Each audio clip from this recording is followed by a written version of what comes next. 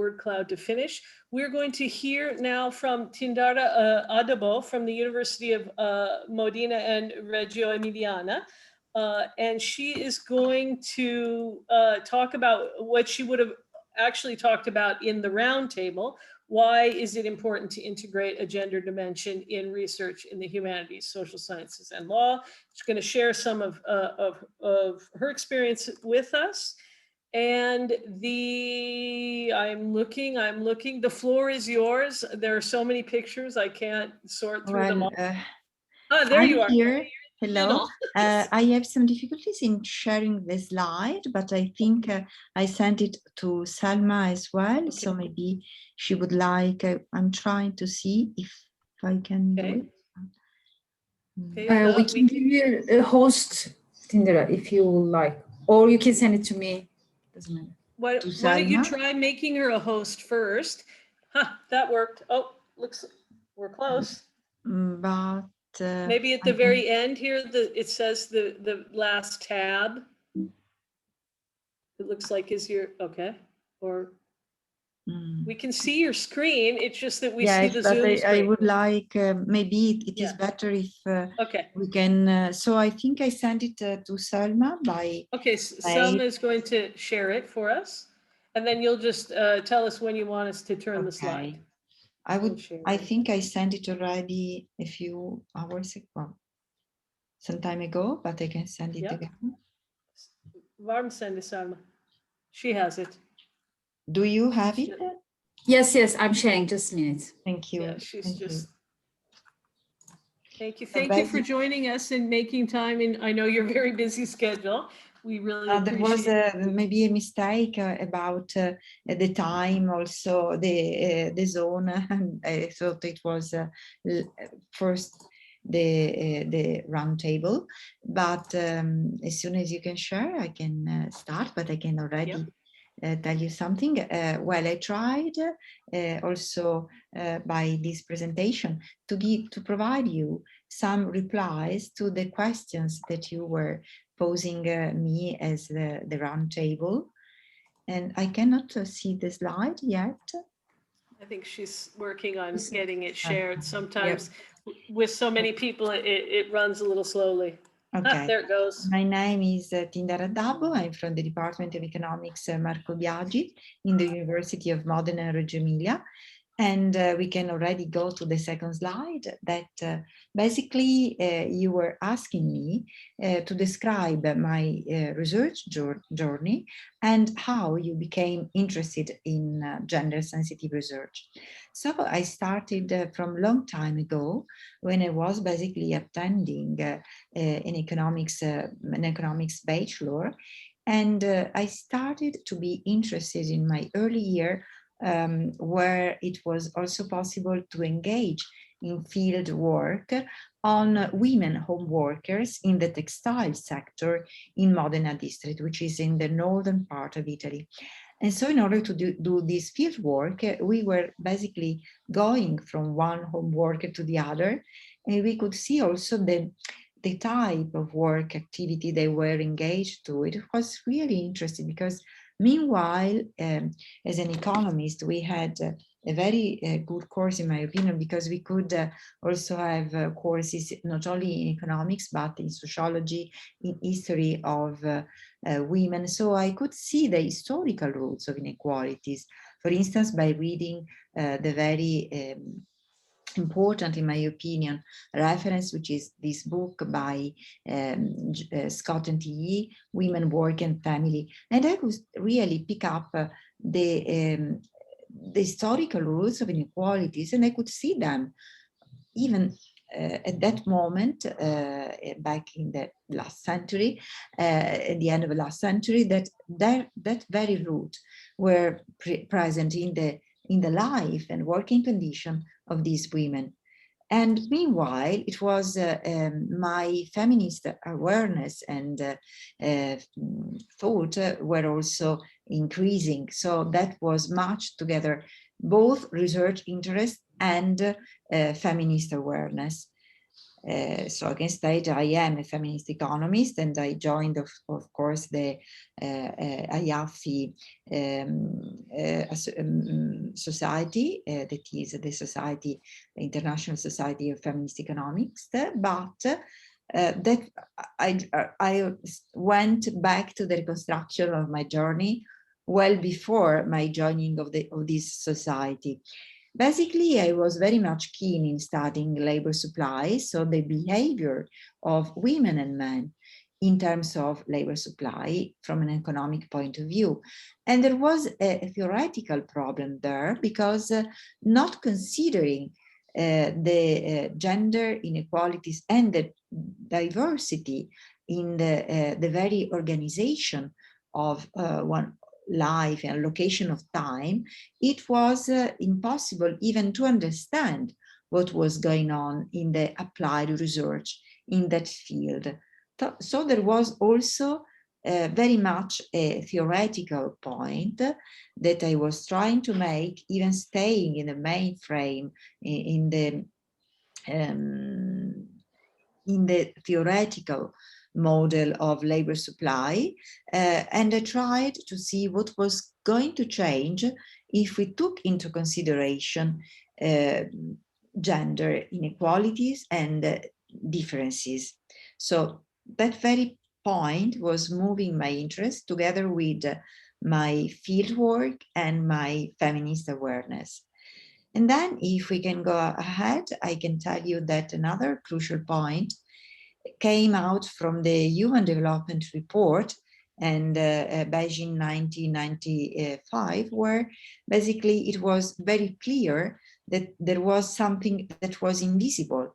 And what was invisible was unpaid work on the whole, unpaid domestic and care work, but the fact that basically that was the main, the cover of this report. And in this picture here, you can see in the part that it is above, it is the paid work that was visible in national accounting and was mainly done by men, the gray area, and the green one was the paid work activity performed on the whole globally by women. So what happened was that the whole part that you can see underneath, that is unpaid activity, unpaid work activity, was mainly done by women and was not even visible in national accounting. And there was the whole lot of debate about having satellite account for these kind of activities. But there was basically an inequality there, because women were performing activities that was not even visible. But what, in my opinion, was very important as a theoretical point was that this invisible unpaid work was basically sustaining productive work also of men. And that point was not basically visible. If we could look at the data in the other slide I prepared for you, basically it gives you the number of what was the inequality in the composition. So if we match total and unpaid and paid work activity, we could see back at that time that we could really consider the fact that the time allocation, the total time of activity was mainly provided by women, but most of that was simply not visible.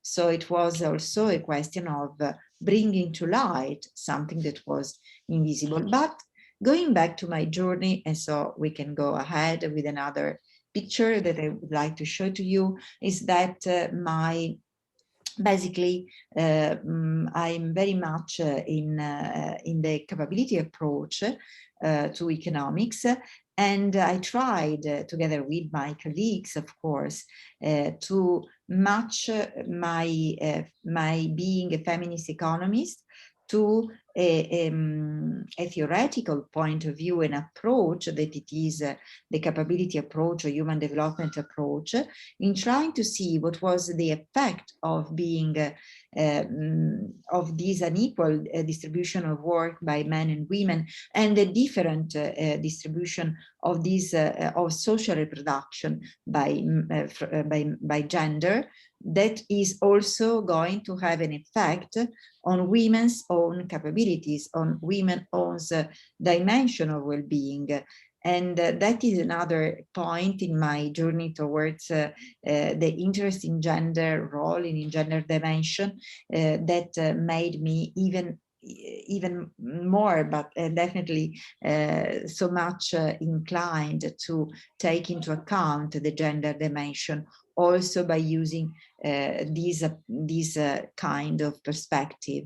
And if we take this awareness, in my opinion, and we can go to the next slide, please, this awareness requires time budget analysis that most of the time are very difficult to acquire, but also policies that are able to tackle the gender inequalities produced inside the family. So not considering that it is an ideal family with no conflict and just one utility function, as the early neoclassical theory was basically considering, but considering the possibilities of conflicts, but also looking for data that was able to provide us this a picture of this unequal distribution of total work, and that can result in an equal development of capabilities.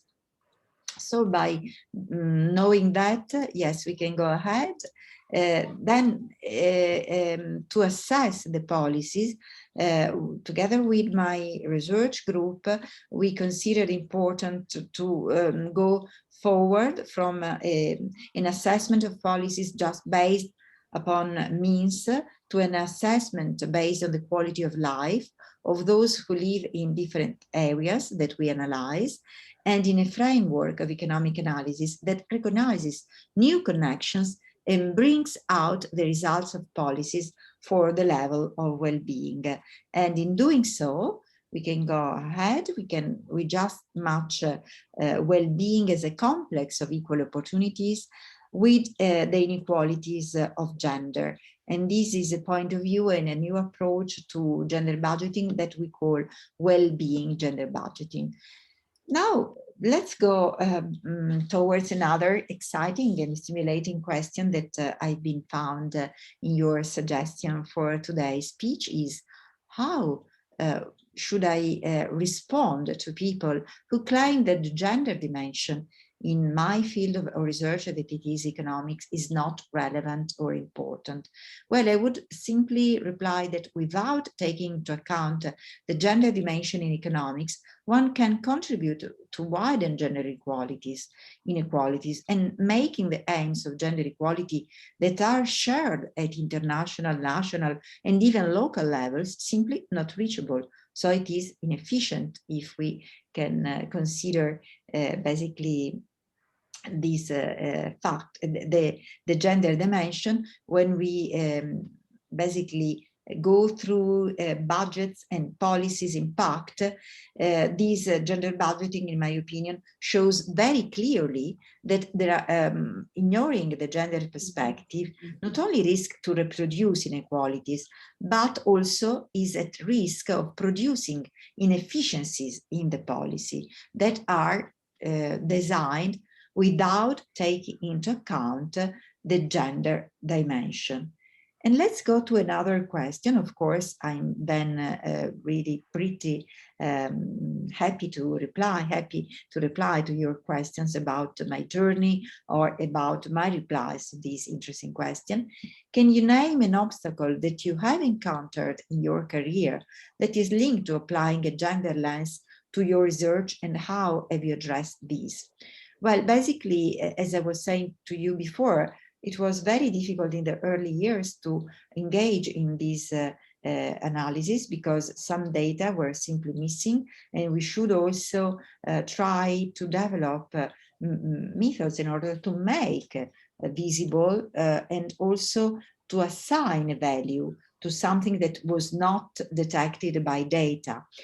But also I can claim that there is still an incomplete awareness by institutions on the importance of taking a gender perspective.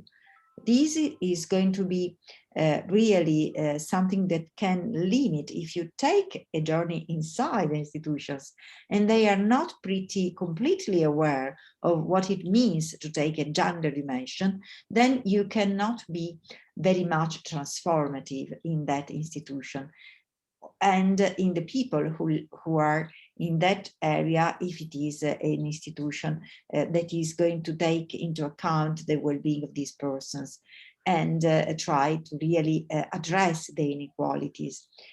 So that is a point. The other is the lack of gender disaggregated data or of crucial variables for the analysis of gender inequalities, and in order to adopt a gender sensitive approach. But also sometimes it is not only, there is the problem of missing data, but there is also the problem of getting to micro data, because in many occasions I found myself to observe metadata that are not disaggregated by gender. And also it is not only a problem of descriptive statistic. I'm using econometric model, microeconometrics, that really requires microdata. And by the time you ask those data at micro level, they can come to you with a delay, or they can come to you in a way that is not so much supportive for your analysis, or for a different reason. They, for instance, are not going to collect time budget data at a regional level. And that, especially if you consider countries that are very different, heterogeneous in terms of region, that is going to really limit your analysis and comparison and from different areas. So these four limits. And then looking at the other question, looking back at my experience, what have been the main benefits of conducting gender sensitive research? Well, I can speak for hours, but I know I have a limited time. I just can tell you some points that, in my opinion, are very important. For instance, at the theoretical level, a change in the models and in the theoretical framework and measures can make a change. Take, for instance, the case of gender wage gap. When you consider the different access to work for women and men, you can also measure much wider gender wage gap as they are usually available.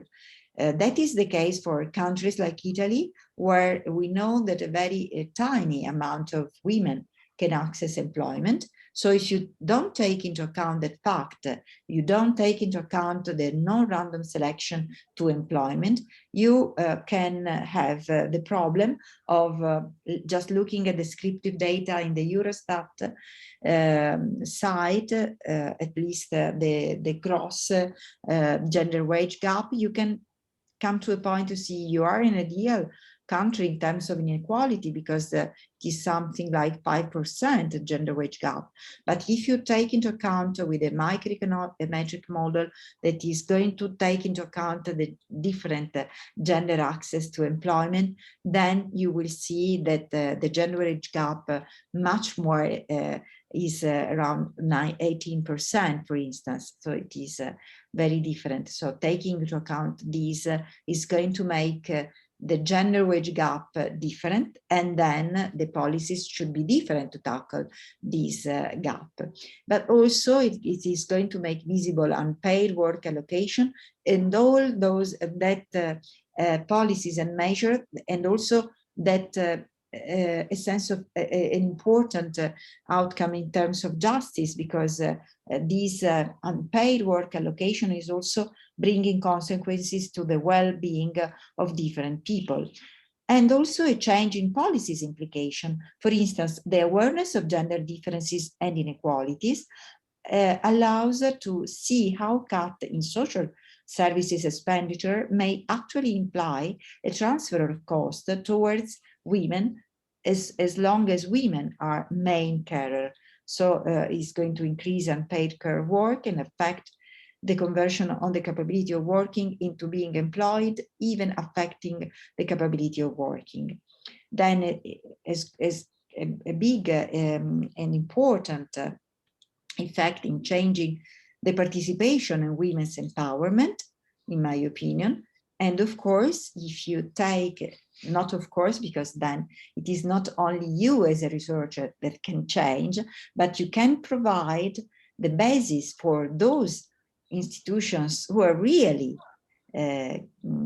going to take gender equality serious, to can impact on gender inequalities and reduce gender inequalities.